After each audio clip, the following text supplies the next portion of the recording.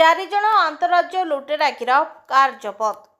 अंतरराज्य लुटेरा गैंग को गिरफ करिबारे सफल होईछि खलिकोट पुलिस।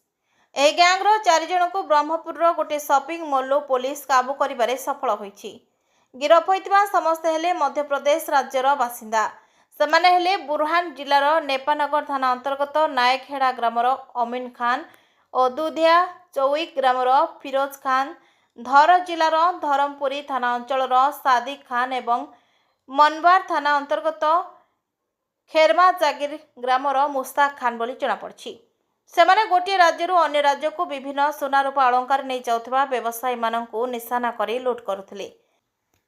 गत जून मासरे 35 किलोग्राम रूपा चोरी होइतिबा नै ढेंकानाल सदर थाना रे केस नंबर 553 30 जून 2024 तारिख UBS 379/34 IPC अनुजाई केस होइतिबा बेले गत 26 जुलाई 2024 तारिख रे गंजाम जिला खलिकोट थाना केस नंबर 622 UBS 331/305/3 BNS अनुजाई केस अनुबंधित होगा सह पुलिस तदंत जारी रखिथिला।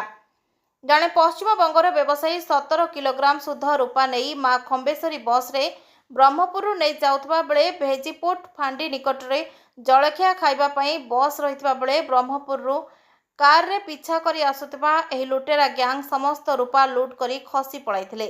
एनै भेजीपुर फांडी रो अभियोग होइतिला।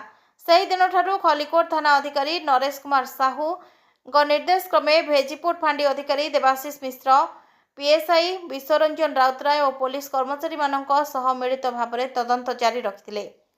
शेषरे अंतरराज्य लुटेरा गैंग को ब्रह्मपुर गिरफ करने सह सेमाने व्यवहार करुवा महिंद्रा XUV 300 कार जार नंबर MP 09ZJ5369 को जबत करने सह एसहित 4टी कीपैड मोबाइल फोन और गोटे स्मार्टफोन और नगद 65,650 टंका जबत कर खलिकोट सकलेश्वर रथों रिपोर्ट ओडिशा डिजिटल।